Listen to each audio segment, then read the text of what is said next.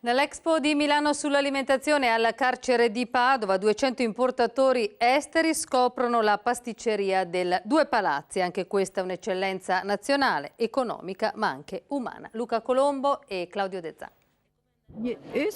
Catherine Cheung è di Hong Kong. Scopro un'esperienza piena di speranza. Dal rosso Ferrari al rosso delle inferriate del Due Palazzi, dai motori della casa di Maranello ai dolci della casa di reclusione di Padova. Davvero non potrebbe essere più sorprendente l'itinerario fra primati italiani di una delegazione commerciale, 200 persone da più di 20 paesi in visita all'Expo di Milano sul cibo. Assistono all'apertura dei nuovi spazi di una Formula 1 gastronomica, la super premiata pasticceria dell'Officina Giotto. 90.000 panettoni l'anno, ma anche 1.000 brioche al giorno e molto altro. Lavoro di detenuti come Davor. Una novità grande.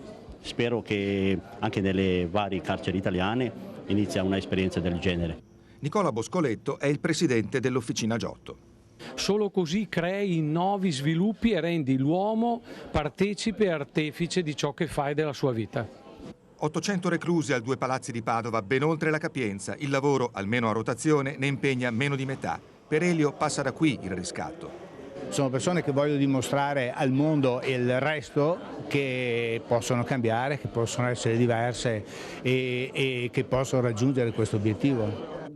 Il re dei pasticceri, Luigi Biasetto, non dà voti come fa su Rai 2, è venuto a imparare. Vedo un po' di tristezza per quello che è successo prima, però vedo anche molta passione e la passione è un motore incredibile, quindi è la base del successo. Sì, c'è molto da apprendere anche qua.